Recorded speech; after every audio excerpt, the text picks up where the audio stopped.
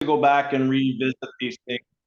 I like to go back and revisit these and learn, and just like Yeah. sometimes I view it 3 or 4 times, like, aha, okay, now that registered with me, it didn't before. So Yeah, these are yeah, very useful recordings. I get that. So we're recording now. Just before we started recording, and I always forget that until Woody reminds me, we're talking about the Daydream to Reality course here in Merida. 19 people came, and they worked on their personal business for life. What is the plan for that? And their real estate portfolio plan.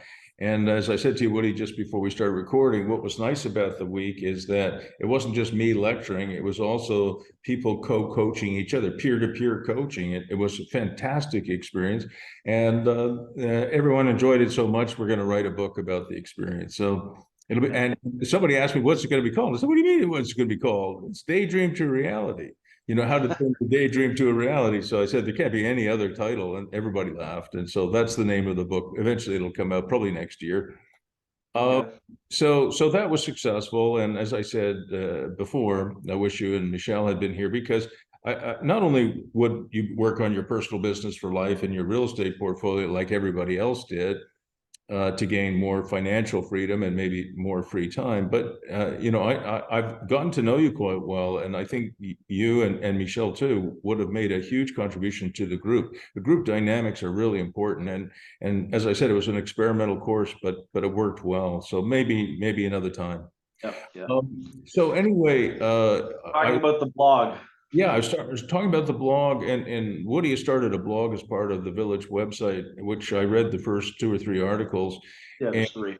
I think there were three, and they were really good. So you obviously can write, which is which is helpful.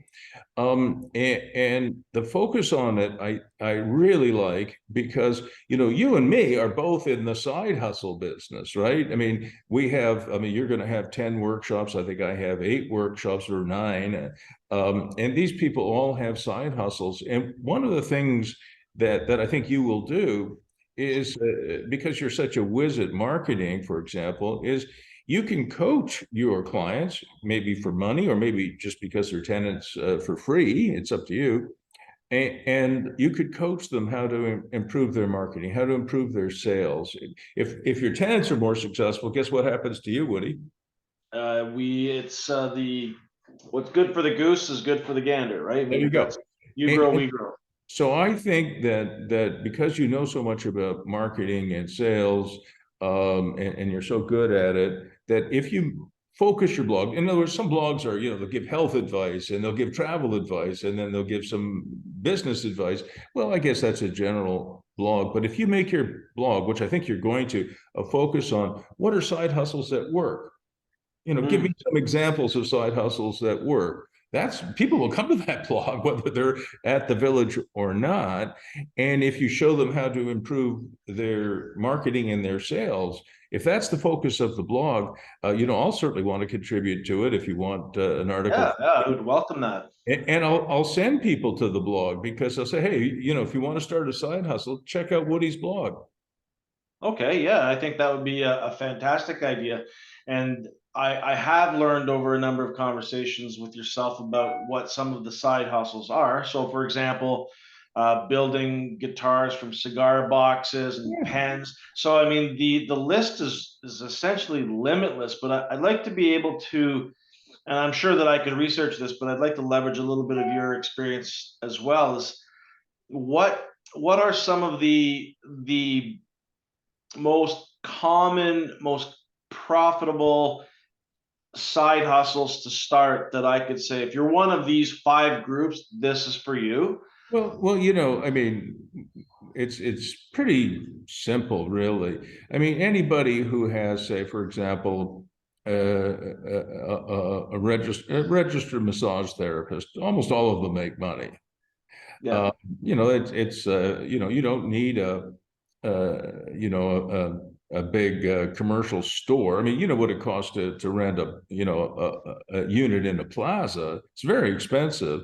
Yeah. Whereas if you have a nice 12 foot by 10 foot or 12 foot by 15 foot room, in a barn, or in your case in a Quonset hut, it's kind of rustic, and it's different, right? So the things that tend to work are really simple: registered massage therapy, a carpenter, Mm. a physiotherapist, a chiropractor, a yoga studio, right? A nail bar. Let's think about, I have a guy who's an importer exporter. He uses his workshop really mostly just for light assembly and storing stuff. He sells things like he imports fat bikes from China, if you know what a fat bike is. Yeah, I do. Yeah. Yeah, it's got those big thick tires that you can use in winter, and we have plenty of that in Canada. Very successful importing, exporting business. I've got a dog training group that works out of there. Who else have I got in there? I mean, it's just endless, the number of side hustles that are out there. And I mean, if you wanted to run your coaching practice out of a workshop, that's easy to do. If you're making kitchen cabinets, that's easy to do. If you're a timber framer, some of the side hustles I probably wouldn't have, well, I certainly wouldn't have, is I wouldn't have a welder in the building, Right. because they'll burn the building down, unfortunately. Yeah. Yeah. So What about you'd mentioned nail bar, and yeah, that came up. I spoke to my daughter about that, and she did raise an interesting point. Is that nail bars stink? Like there's such a toxic smell that comes out of those nail bars. Is that you that you would have to so I do have some uses where I do have external fans. I mean, think about your Quonset hut. I mean, how easy it is to put an exhaust vent in there. I mean, it's trivial. okay? I do have one use. I don't remember which one it was, where we had to install an exhaust vent, and it was $125 insert that we put in, Okay, and it so it's expelled. not a showstopper. Yeah, but you have to think about those sorts of things, because you want, like, you don't want to put somebody who's got a carpentry shop next to your RMT shop, right? So you have the quiet uses over here, and I have one back shed in my property, which is insulated and heated, and there's a carpenter in there. He's very successful young man, nice young man. He's early 20s and doing fantastically well. But Okay. he's on his own because he runs saws and everything else, and it's a bit noisy. Um, I put him in sort of at the end. Yeah. Okay. His own area. But Good. if I have on my computer, I have on my computer somewhere at home. I don't know if you know this. I lost 2 terabytes of data. I had my external hard drive back, with all my data on it. I brought it with me to Merida, and it crapped out on the way down, even though I bubble wrapped it and everything. Okay. Wow. So I didn't end up with I didn't end up, unfortunately, with all my data here in Merida, which has really handicapped me in many ways. I mean, people ask me for all kinds of stuff, which I have it backed up all over the place. But the external hard drive I brought with me, like I said, it crapped out. But I mean, here, for example, is just a list. I'll just share the screen. I just pulled this off the internet. These are the people who have side hustles that are quite successful. Executive assistants, they can work from home or they can work from a workshop. A recruiter, a customer service representative, bookkeeper, graphic designer, copywriter, social media manager, project manager. There's supposed to be 10 of them. Payroll specialist and paralegal. Those are really more, I would think, home-based business as Yeah. opposed to gigpreneurs. But the lady who makes handmade soap, she grew out of her garage, and her husband didn't wanted to park his car in the garage, not outside in Canadian winter, so he kicked her out. And so it's really people who, we have another group that from the University of Ottawa, actually, who actually fabricate these awesome little, almost like a, I don't know what is it, crock pot, almost like a crock pot, where you can put all kinds of plastic in there, plastic waste in there. It does some kind of a process, and it makes a fuel for a 3D printer. So Oh you wow. instead of your throwing out your plastic in the recycles, which probably goes to China and then just is burned in China. I Yeah. don't I don't think most of the plastic that we put in those bins in Ottawa get recycled. Now they end up in dog food. Who knows where they are, but they could be they could be anywhere. When you send them to China, who knows? So we're not really recycling, I don't think. We're just greenwashing, if you know the term. And and so these people have a beautiful little desktop, so you can put it in your kitchen, and you just throw all your plastic waste in there, turn it on, and if you have a 3D printer, there's your fuel for it, and you can make all kinds of cool stuff with your 3D printers, you know. So it's people who actually, oh, another lady makes furniture out of wood pallets, right? And so it's somebody, you know, who actually is probably physically, you know, making stuff. Although a registered massage therapist, all she needs or he needs is a table and some nice music.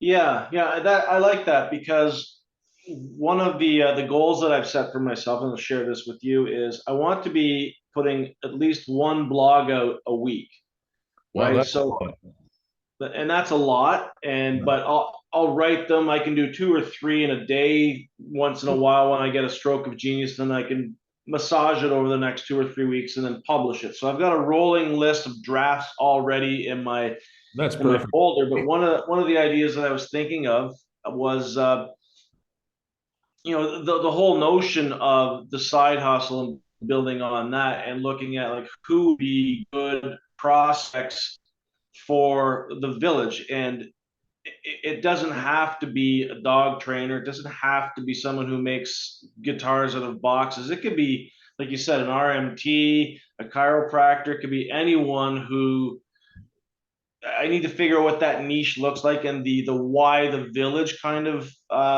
Yeah. theme. But they could bring essentially anything in there, assuming it's low impact, Yeah. because it's not set up for an RMT to rent a bed in at whatever Healing Hands or Massage Addict for the month versus the $400 it would cost them to rent a space in the village. I mean, Yeah. it Oh, would yeah. be I mean, all profit for them. So that would be the argument. yeah, well, for sure. It's much more cost effective, and and and and I suspect their clients are looking for something different. I don't know about you, but I don't really like office buildings. I mean, I built them, but I don't really like them. You Yeah. know, they have fluorescent lighting and windows that don't open, elevators you go up in, somebody sneezes, you get sick. You know, they have bad air. I really don't like them. You know, you have to travel, find a parking space and pay in downtown Ottawa. I think you pay $20 for a parking space. So I don't really like that. I don't want to, and I don't really like necessarily the malls either. I mean, they're very sterile environments. And the way you have set up the village, and I love the name, you know that, is imagine if you went and visited your physiotherapist at the village. You have to make it look pretty, and I know you will. Yeah. Pretty is important. Branding is important. It has to look inviting. You can't look like a shithole. But you know, you'll solve that, and then people will say this is very authentic. You know, and maybe, you know, somebody wants to do flower arranging, you know, and you know, or they have a wedding business, you know, you know, and they need to store their wedding stuff, you know, the tablecloths and everything else that they do, but they also meet people and talk to brides about what they want. I mean, listen, there's no end of this. There, you know, whoever ends up filling your building, you and I could not predict what that will be. That would be impossible. So it'll be a matter of, because I'm thinking of it in the context of developing a campaign. So I've got one campaign that I'll walk you through today that I've lit up on social media, which you need a little while to ramp it up so that the what do you call them? The pixels, so they can start really honing in on the algorithm to get the right people in front of you. So we're at the very front end of that. But as it stands right now, we've gotten one lead, right? Yeah, I saw that. I saw the lead. It was. Yeah, Have you talked to him? I did talk to him, and he's looking for something immediately, which I cannot accommodate at this point in time. But we shook on it and said that when we're up and running, he'll be the first to know. So if he hasn't found something yet, he's in. But I did capture his email address, and that's part of what I'll show you when I walk you through the campaign is to gather people's email addresses, because I'm going to continue. I'll probably push some of the blogs out to this email list as well, based on what they're responding to, so I know who my audiences are, to keep them up to date on that one. And we're not seeing a lot of results from the social media yet. There's a couple of things that need to happen. So the algorithm has to gather enough information so that it can make sure that we're targeting the right people beyond what I have. And then I might need to do some split testing to see which ads work better than others. So these are things that we're doing, that we're starting to develop right now. But as it stands, one lead, I'm not happy with that, but I understand it's the very, very front end of it. So that's one aspect. The other aspect was the title of my last blog, which was digital traffic versus real traffic. And I think that there is that could be a very good theme to continue blogging about, as well as results come out. Then I can actually have this anecdotal data to say this is in fact better for the following reasons. And it's more pull for the village, it's more value add for that community. 3 million cars a year, more or less, or a little less than 3 million. Wow. Like that's 7,500 cars a day, and that's research from Lanark County. That's big. So that's the other aspect of it too, is to get some signage up. I've already worked with a couple of sign companies. We're looking at getting a quote for pylon signs, as we talked about too. They're not cheap, No. but Can I just comment on a couple of things first? yeah, please. Because you and both Michelle are like video stars. I think you should continue to do put on your blog all the videos that you're creating. I think they should be on your blog. I think they should be on YouTube, and I think They are on YouTube. and they should be on TikTok. Yeah, so they're on all of the above except the blog. Sorry, So we'll add except for the blog. So they're on YouTube, they're on TikTok, they're on our website, just not on the blog. So I'll add those. That's simple. Yeah, that's simple. That's good, because you're really good at it, and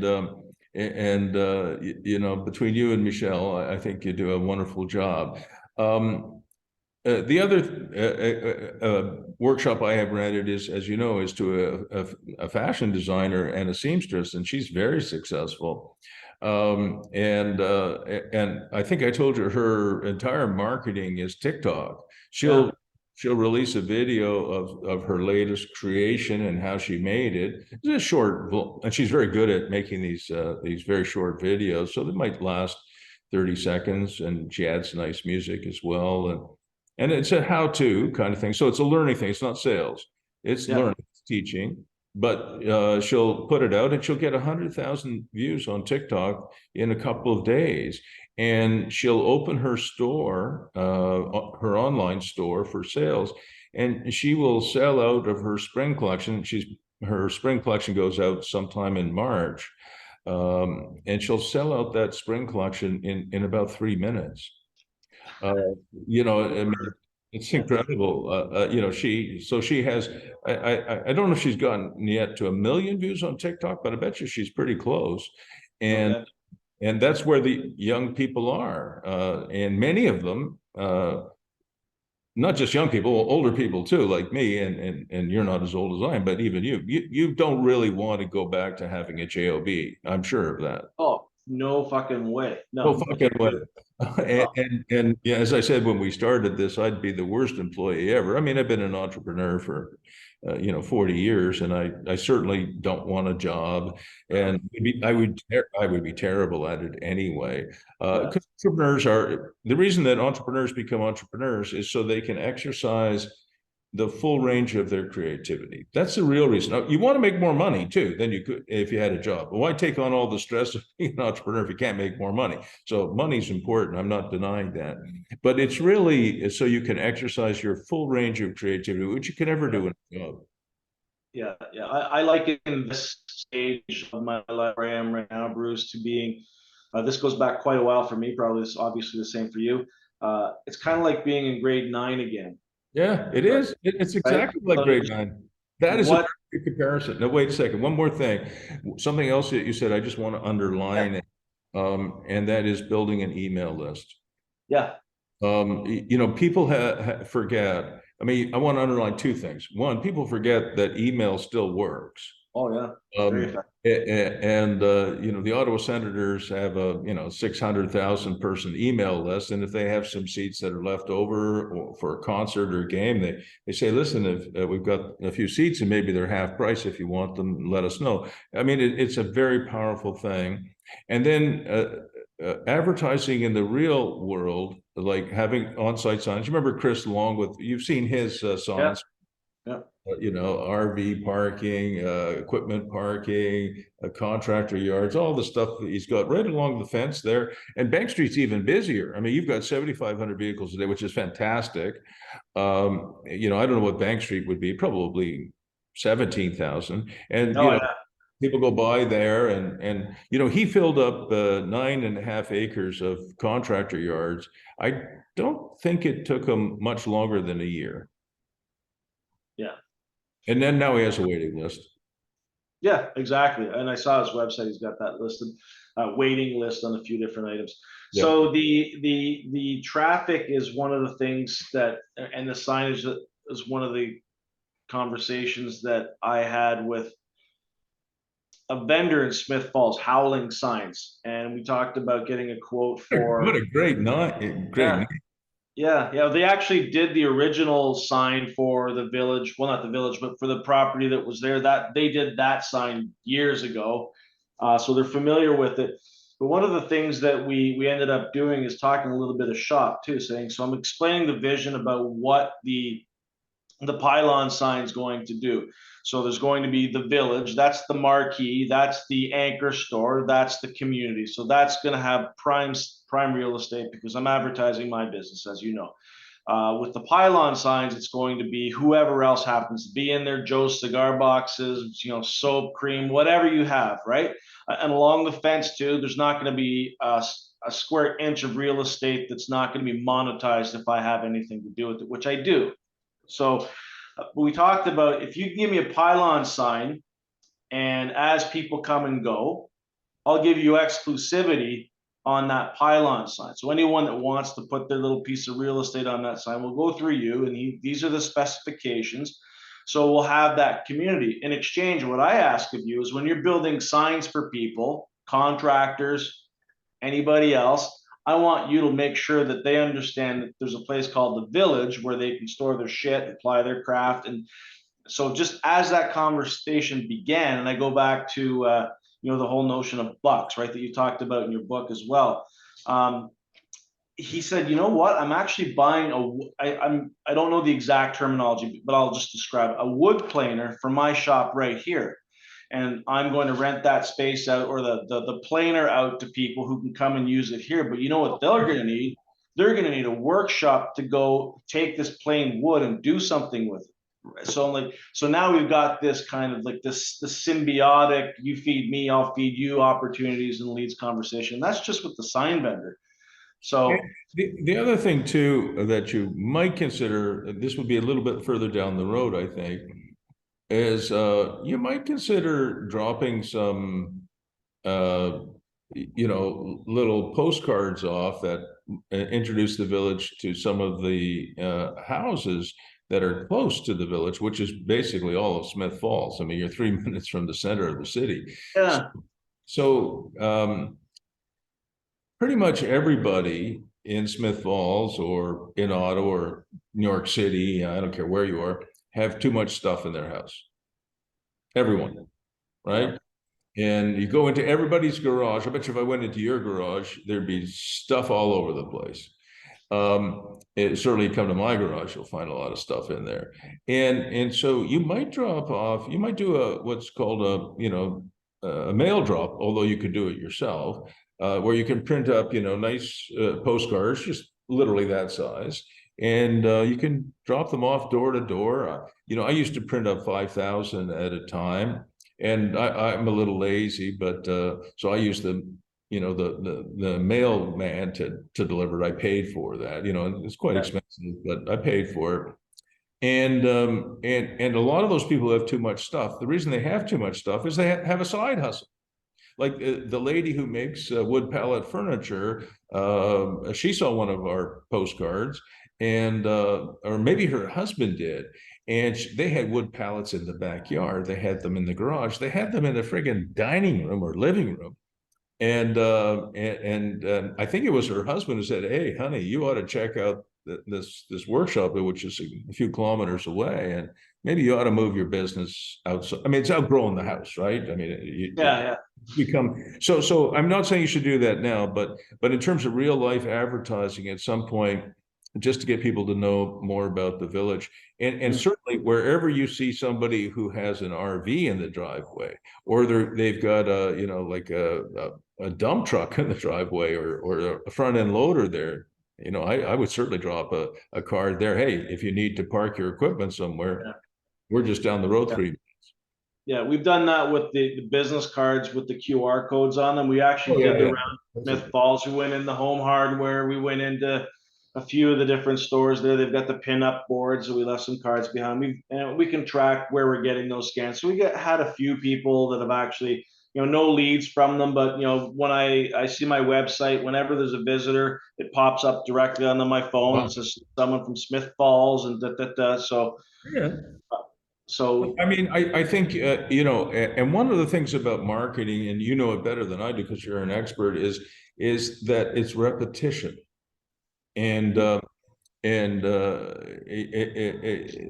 marketing is still, I think, more of an art than a science. And when you say you're doing 5 different things, some real life, some online, and whatever else, you don't know which one is really the one that is working best. Exactly. What happens is they reinforce each other. I'll have people say to me, "Oh yes, I saw you online," but they really didn't. They had one of our postcards, and then they checked online.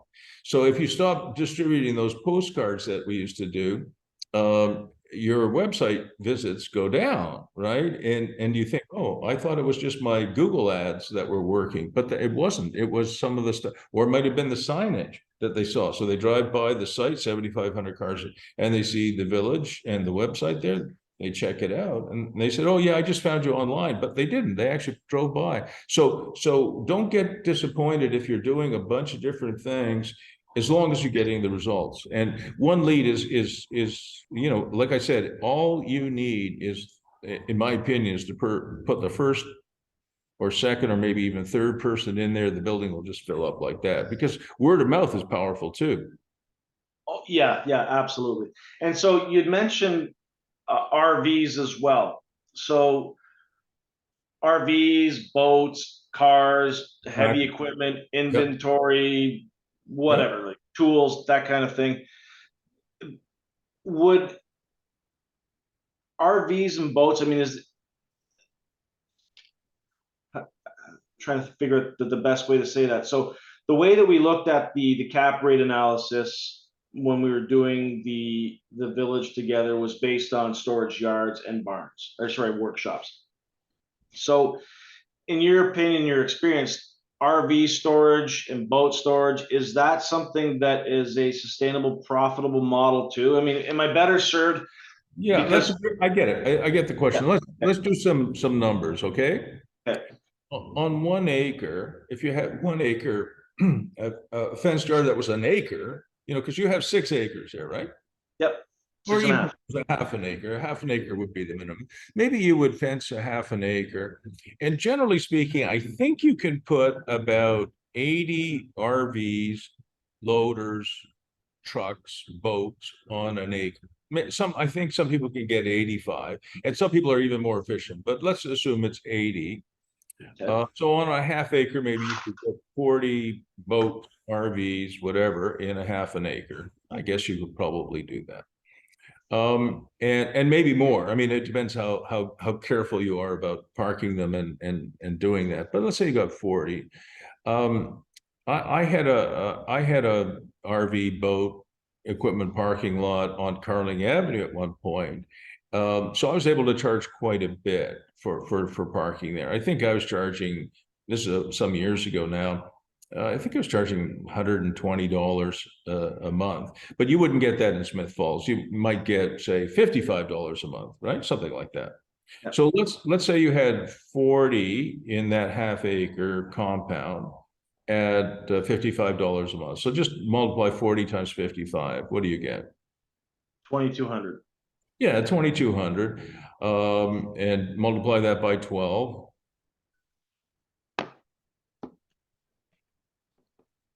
26,400.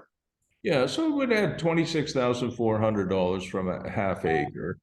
And one of the nice things about that is if somebody leaves, your income doesn't go from 26,000 to zero, it goes from 26,000 to a little bit less, right? Because you've got 40 vehicles there or 40 pieces of equipment there. So I think it's quite profitable. If you had, instead of having a 1/2 acre compound for parking, you had some contractor yards in there. Half an acre is about 21,000 square feet or something like that. And if you had 50 by 100 foot, 5,000, you would have 4 contractor yards in there, say. What would you get for each contractor yard? Well, it varies. Let me just pull up that price list that For a 5,000 square foot, 50 foot by 100 foot contractor yard, what would you get? 1 second, I'm just going to pull it up here. Sure. Take your time.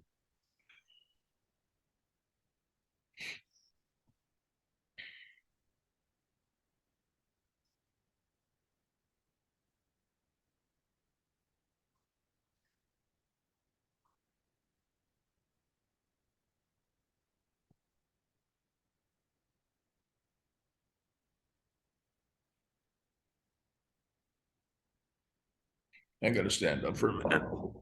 I can't sit for too long.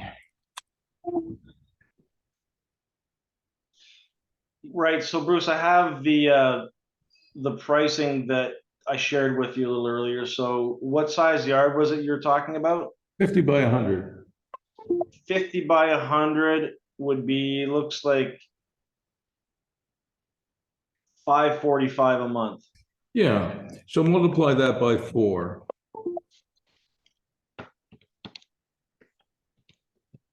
2180. That's $20 off the 2,200. So it's a bit of, I'm just saying that at this stage, you and I don't know exactly what is going to work at the village, right? Correct. But if you had, you got to remember that to create 4 contractor yards is a little more expensive than creating 1/2 acre compound. You're creating 4 5,000 square foot compounds. So a little bit more fencing, right? Yeah. A little bit more electrical, lighting, security, what have you. So it'd be a little bit more expensive to create that, and it looks like you would probably end up with about the same revenue. So until we know where the demand is, I'm pretty sure that Smith Falls, though, has a lot of, backhoes, loaders, dozers, dumpers, boats, RVs, so I would certainly run some ads. And if you have an RV, and I would start at $55, and I'm hoping that as you become more successful, you'd get it to $85 a month, because at $85 a month, it'd be even more profitable, obviously. Oh, yeah, for sure. But I would start at $55 a month, and obviously you have a fenced yard and you have security there, so that, you have internet cameras and such, and people feel comfortable that their loader isn't going to get vandalized or their dozer isn't going to get stolen, and those are pretty expensive. And RVs these days, oh my God, you can spend $300,000 or $400,000 on an RV pretty easy these days. I would never spend for it, but people do. Yeah, and one of the things that we've been doing too is on social media, and it's going to get bigger than this too, but started to follow literally every single RV RV dealership in Eastern Ontario, Yeah, exactly. because guess who they sell to? People that need to store RVs. Yeah, exactly. That, And I would go and visit them, give them your business yeah, card, say, hey, if your customers need to store, we're not expensive. We have decent fencing and security and internet cameras and all that good stuff. yeah. And one step further might be to say we can brand a yard for you and your customers. Oh, that's very cool. So rent 2 acres from us, send Yeah. them it. Now you've got a revenue stream that says, Action RV on it, and send your customers there and pay us for it. Now you got a presence in Smith Fall where you can advertise your dealership on my signs. And it's that ecosystem that builds too. So instead of me trying to rent 5 yards, I'll rent one to a big RV dealership. Okay, well, rather than walk me through your marketing program, because I think I have a pretty good grasp of what you're doing now. And in terms of Facebook advertising and Google AdWords, you would know a lot more about that than I do. In fact, if I ever ran a Google AdWord campaign or Facebook advertising campaign, I'd come to you and ask for advice. Okay. So I thought one of the things in your agenda, which was very important, was to talk about financing. Yeah. And you asked about using other people's money. To me, the first village that you set up, and maybe even the ones that come after, if you do more of them, probably should be, if possible, 100% owned by you and Michelle. Chris Long wants to franchise and is franchising Long Yards, right? Mm-hmm. And I think franchising is not easy. And each franchisee has his or her own ideas and demands, and it takes a long time. There's a lot of legal costs and accounting costs involved in setting up a franchise agreement. Every province and state pretty much has different laws and rules and regulations. And I said to Chris, Chris, you're such a good operator. You set up Long Yards on Bank Street. You make mountains of money from it. Why do you need to franchise? He's in Florida now. I said, Yeah. just build one in Florida and then refinance that like you did the one in Ottawa, and build one in North Carolina, and then a couple in Texas, and be the next mini storage. What's it called? Well, there's like one huge mini storage business in the United States worth, I think, $8 or $9 billion. And that's 10 years ago, probably worth 20 or $30 billion today. But they own all of their locations. They don't franchise any of them.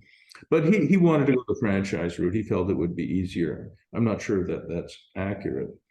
So to me, if you can open and make the village a success, which I'm sure you can do, and own it 100%, that would be better, in my opinion, than bringing in investors. Investors, many of them, some of them, want a say in the business. They tend to slow down decision making. They tend to want regular updates, which I'm sure you'd be good at, but it kind of, you kind of get yourself another boss, and you just got to wait. Yeah. You just got to wait. Yeah. So You're right. So maybe it's a matter of nomenclature then, just to make sure that we're on the same page when we talk about that okay. thing. So as an example, if you look at real estate, residentials, where I've got most of my experience, is equity. So right now we have 100% equity in the property. We paid cash for it, etc. And I know that there's a thing called leverage as well, right? Which means, if you have 25% down, the bank will lend you just the 75%. So now we've got equity in the business. We don't have revenue yet. So I know there's a gotcha there, but I didn't want to get a mortgage, which we could have got on the village property, because then I'd be paying interest on a property that's doing nothing for me until essentially now. And that's just money down the drain that I could spend on coaching or putting food in my, on my table. Like, so it's horse trading at that point. But I'm thinking, if I have 100% equity in the property and I need, let's just call it $200,000 more to get the barn or the Quonset hut up and running, the fencing and the gates and the cameras and the lighting and the gravel, the things that we need for it. Is there an opportunity for me to talk to a bank or someone, something, some institution that could say, yeah, okay, we see that there's potential here, so let's finance you over the next X amount of years. You pay us back, So and I can take. the obvious group to deal with, in my opinion, would be the Business Development Bank of Canada. They're useless. Well, some of them might be, but it depends on who you deal with. I deal with a young woman by the name of Amelia Campbell. She's based out of Belleville, and she has been fantastic. Okay. There are many of them. I guess you probably talked to Dan, right? No. So at this point, Bruce, my experience has been I can't even get past the call center screening process because I haven't been in business for a year. I've called this as, let me speak to your business center manager because I've got a unique requirement and I've got equity, I've got experience. I'm not some guy that just fell out of a taxi cab looking for money. That. So yeah, I understand. Listen, I had to pay a bill when I got to Merida, and I sent an e-transfer. Somehow or other, there was some activity that brought in both Bank of Nova Scotia security people, and they froze my account. I couldn't pay any of my bills. I couldn't pay my Airbnb. I didn't have access to my account. I can't count the number of hours calling people. And finally, I got a hold of somebody in Toronto, a real person. And she asked me to identify myself, and I did. And she asked me a security question. What is your favorite food? And I said, well, that's not one of my security questions because I have them all in my ID document. You know, like what was the name of my first pet? I have that as a security question. What is my mother's maiden name? I have that as a security question. That should show up on your screen there. But I assure you, because I don't have a favorite food, I would never have set that up as a security question. So ask me another one. Sir, I cannot ask you another one until you answer this one successfully. I said, I'm in Mexico. Have you got any other bank customers who've ever traveled to Mexico? I suspect you have. You have locked me out of my account. I can't pay my bills. I can't pay my credit card off. So could you please ask me? No, sir, you cannot.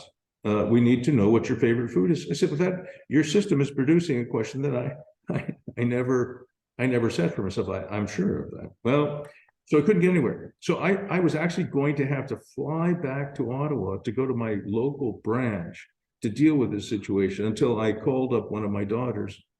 And she went to the local branch and she sat there for 3 hours and she wouldn't leave until they let her speak to somebody who then asked me 11 security questions.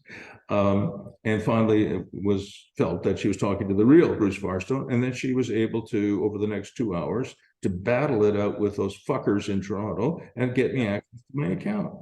So we have gone, Woody, into a world that is a world of shit, where there's no there, whether it's BDC or Bank of Nova Scotia or Rogers, or I'm sure AT&T and Verizon, there's nobody there you can actually talk to. Yep. Having a contact at a bank that you can actually, a real person who's a real loans officer is a completely different thing, okay? Yep. So one of the things I'll do after this call is over, if I have your permission, is I will introduce you to Amelia Campbell. She's in her early 30s. She's based in a small town. She would certainly understand Smith Falls, and she would understand that you're a coaching client of mine. And what you would ask her to do, and by the way, she just did a $350,000 small business loan for me to help me finish one of my projects. And she did it quickly, no fuss, no muss. She knew how to get around bank policies and all the rest of it. I think she'll like you. I think you'll like her. She's a young mother, a very attractive person, a good family person. So I'll introduce you. Her name is Amelia Campbell. You have my permission? Yeah, absolutely. And I think you'll really enjoy meeting her. And what you should do is you should say to yourself, and maybe you could tell me, I'd like a loan to improve this property. It's not even a mortgage. Do you know what your credit score is? I don't know the exact number, like it's eight something. It's in It's the good. 800s. I assume so. Mine is in the 800s too. And so what you would do is, she would, I'm sure, she is in a position to grant up to, as a loans officer, up to 350,000. So if you want $1 million, she would have to kick it to another level. But I Yeah. would think that a business loan to improve your property of $350,000 would probably work pretty well for you. Yeah, and thank you, Bruce. That's exactly what we're talking about. And just to give you a little bit of additional context, yeah, we 100% are going to develop a successful business called The Village. But the other thing that we're looking at is the build your dream as well. So while we do have money, this is where the whole other people's money, if I can leverage what I've already got invested into the village with a solid business plan, and talk to BDC, which up until now has been impossible, and they literally use that word, no, sir, that's impossible. Okay.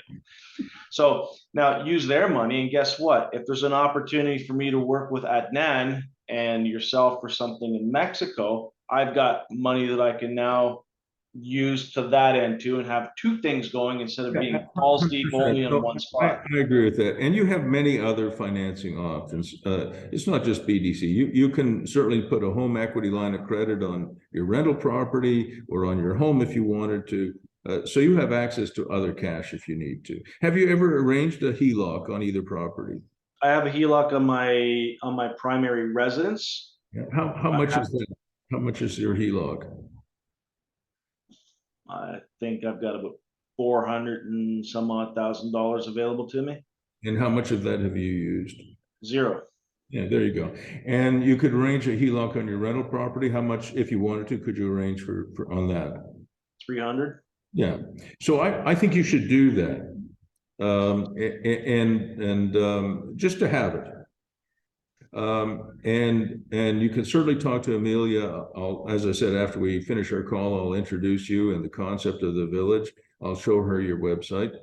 I'll talk about it a little bit. And you should arrange a $350,000 business loan. And it doesn't have to be exactly 350. It could be 335 or whatever you think is reasonable. And use that to develop the village. But you certainly have, if you have a $400,000 HELOC on your primary residence, maybe a $300,000 HELOC on your rental property, and a $330,000 or $350,000 business loan for the village, you certainly have the capacity to do more than one project.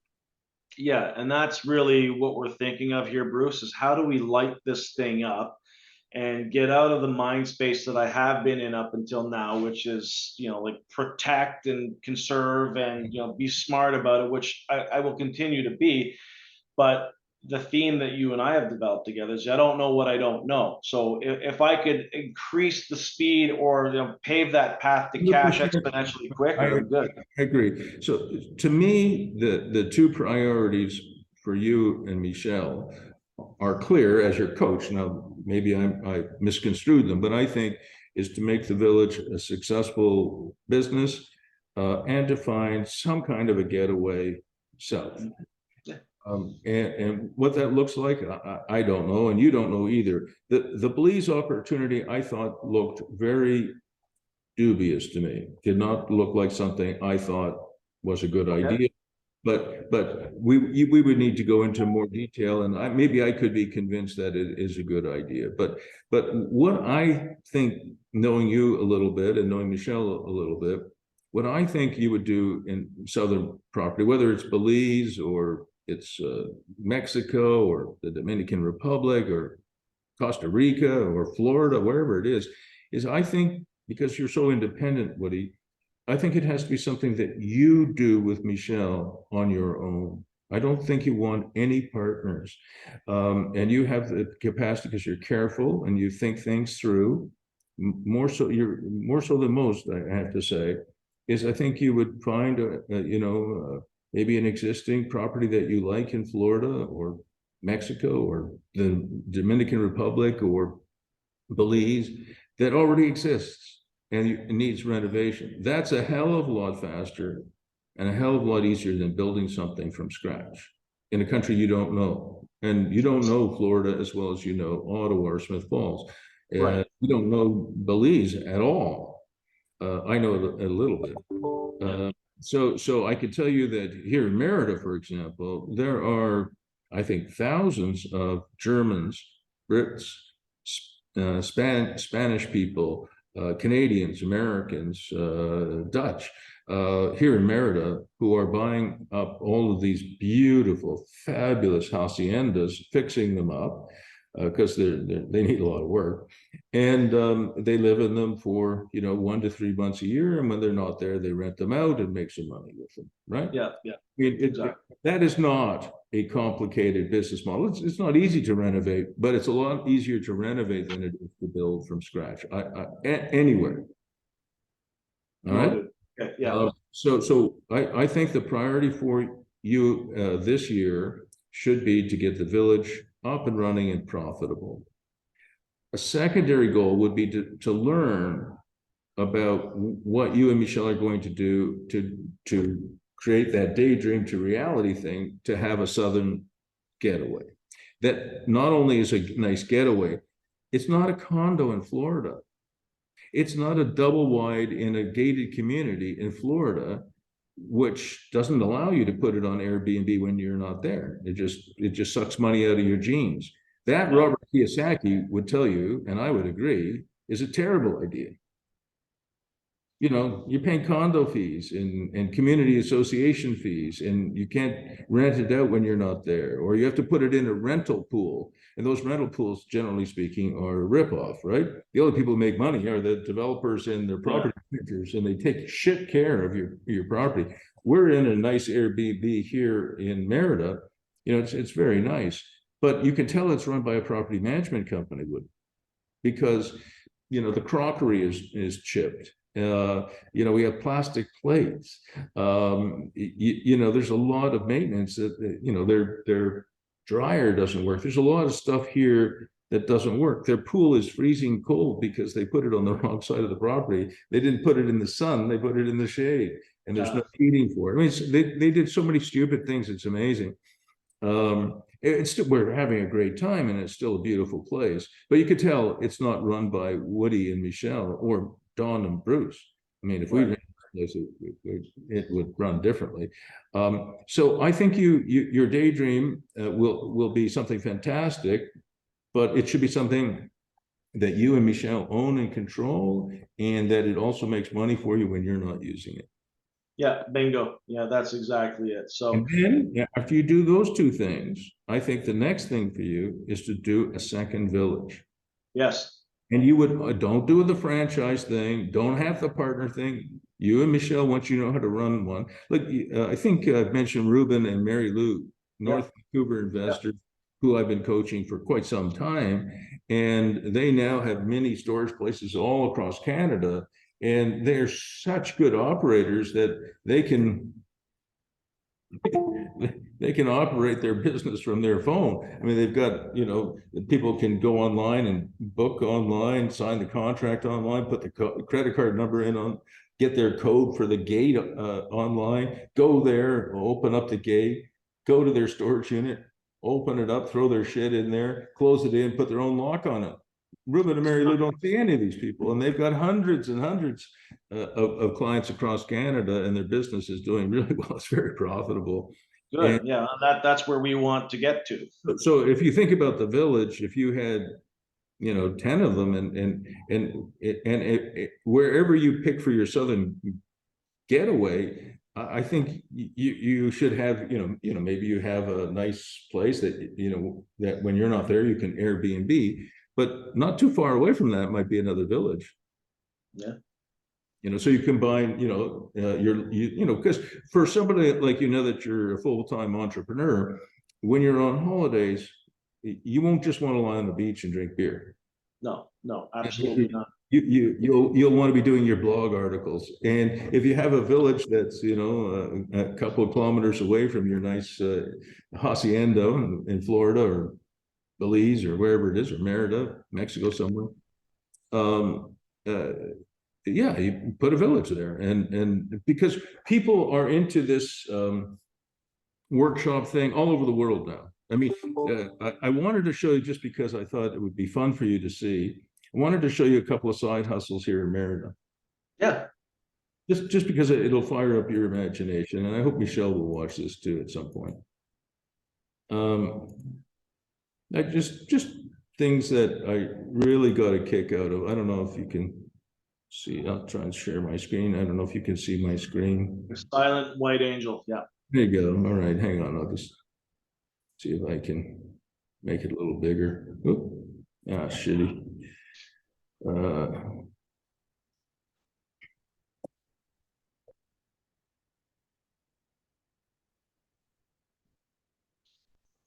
Yeah, I'm just trying to figure out how to make the slide deck work from this slide. No. Do you know what the command is? Control something? Yeah, go to the bottom right part of your screen. Oh yeah, bottom right, yeah. And see where your cursor is. Yeah. Move to the little icon where it says slideshow. Yeah, I got it. It's not moving here at my end. Okay, there it is. Oh, there it is, yeah. So I'll show you a couple of them just for the hell of it. Okay, so this is a young out-of-work actress in downtown Merida. And on Thursday nights, Friday nights, Saturday nights, and Sunday nights, she goes to the town square and she designed and fabricated this costume for herself, okay? And she stands there completely silent and doesn't move. And you put some money in the little jar that you can see at the bottom of the screen there. You still there? Yeah, yeah. And then she lowers the cup and you pick your fortune out of it. So I picked a fortune from it. I gave her a little bit of money. And it said, sometimes you win, sometimes you learn, which I thought was a pretty good fortune. She makes between 600 and 1,200 pesos an hour, which is between 30 and 60 US dollars an hour, which is really actually very good in Mexico, right? Yeah, it's more than I make now. Well, yeah, that's just temporary. She could, when I talked to her after she finished her shift, I said, you could make this costume and provide it to other actresses in other Mexican tourist towns, share your business model with them because it's a great business model for a young person like yourself, and ask for a share of their earnings or whatever. You understand? It's her personal business for life. I was very taken with her and her story. This is Adrian. That's on the left. You can see that's me and Don in the horse-drawn carriage, and he has a horse-drawn carriage. You can see it here, and he takes tourists like me around downtown Central, and he charges about 400 pesos for the ride. It's about 20 US dollars, and then you should give him a tip. He's 30, and his horse is 15, and he does an average of 10 per day. So he's doing quite well with, I'll stop sharing now so I can see you again. So, I mean, and he needs a place, obviously, to park his carriage and his horse, and she needs a place to make her costumes. These are side hustles that I would never have dreamed of, right? Yeah. Another client of mine has started a business in Nashville, actually a couple of years ago now, where he has these pedal bikes that he rents. Have you seen them? Paddle boats? No, pedal bikes. I'll show them to you. Pedal bikes. Now, but they're alcohol tours. I'll see if I can show them to you. I want to, yeah, here they are. Share my screen again. I just wanted to give you a sense of what people are doing. It's just incredible. So here you can see, can you see it here? This is his business. Yes, yeah, okay, yeah. And so I'll just run a few seconds of this thing. It's hilarious. So you pedal these things through downtown Nashville, and we drink.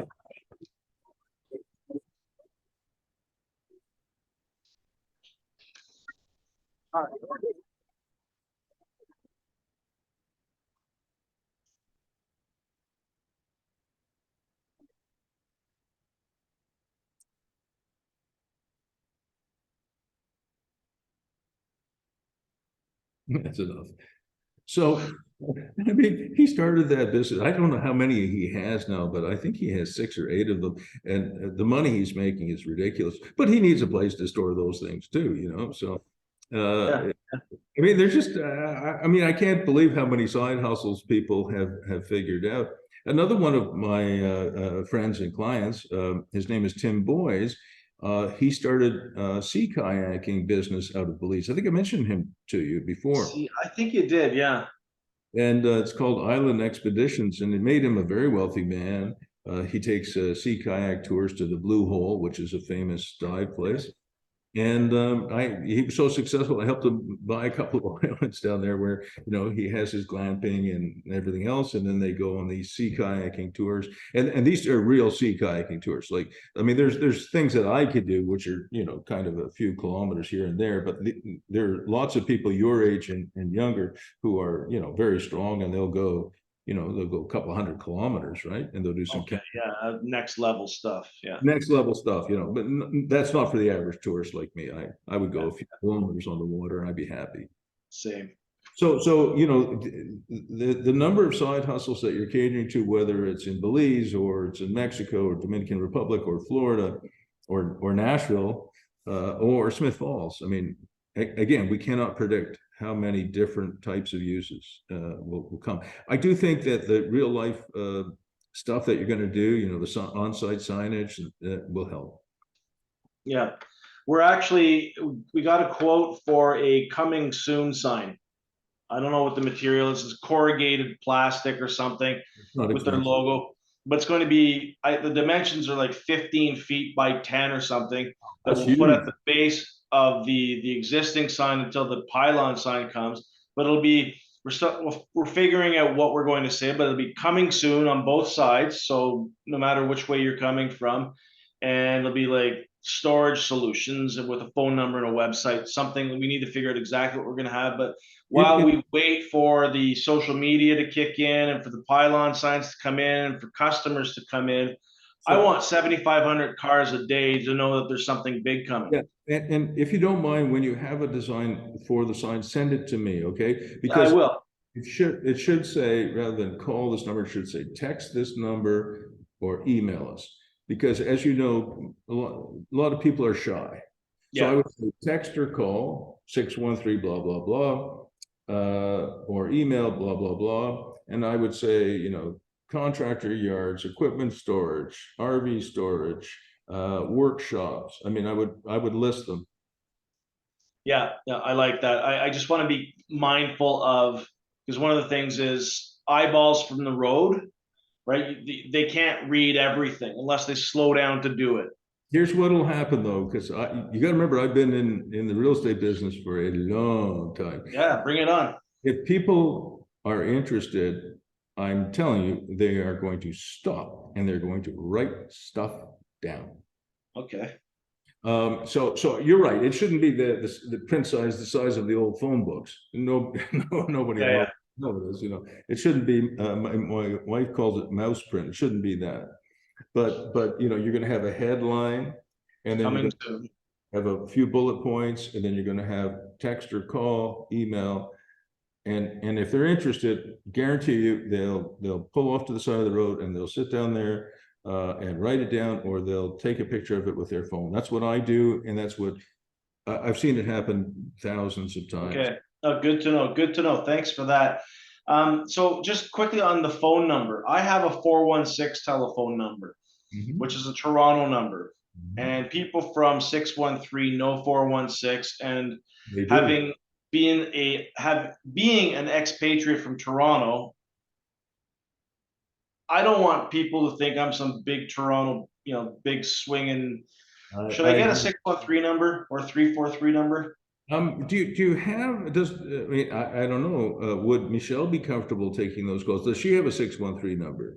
Yeah, hers is a work phone though, so Oh no, you can't do that. Government of Canada, so that can't happen. Absolutely not. No, we'll get Michelle in a pile of trouble. Yeah. You know, I don't know. I don't want to, you know, another cell phone is expensive, right? Could you, I don't know, would you ever consider converting your 416 number? Yeah, I could do that. That's kind of what I'm, what's that? What? Yeah. Sorry, Bruce, 1 second. No problem.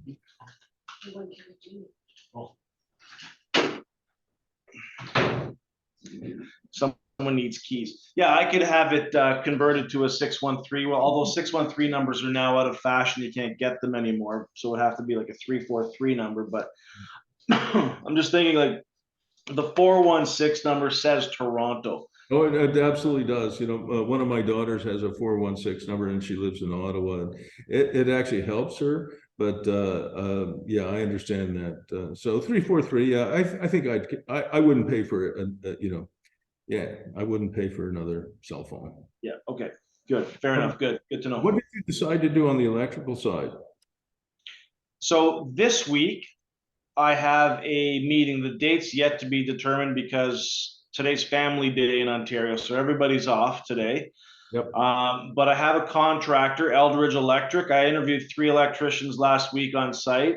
Yep. And I chose the one guy with the best reviews that I got along with that helped and gave me some guidance, and you know we vibed together. And Hydro One is going to reach out to us tomorrow morning for a meeting on site with the electrical contractor, myself, and their site plan representative as well. So that's happening this week, date and time to be determined. So that's kind of where we are right now. But the plan is essentially to develop a site plan, and a few of the different options that we talked about were overhead, trenched, tech cable. Trenching on your site is not going to be easy. You got a lot of rock. Yeah, exactly. I think Fortunately, I don't have far to go though. no, you don't. So that's. Let's see what Hydro One and Eldridge comes up with, and I'd like you to keep me in the loop on that, okay? Yeah, absolutely, I will do. So that's the next plan, and once we know sort of what that looks like and the timelines are, the goal is to pull the trigger as quickly as possible. I suspect, and I've gotten confirmation that it'll be more expensive to trench it than it will be to go above ground.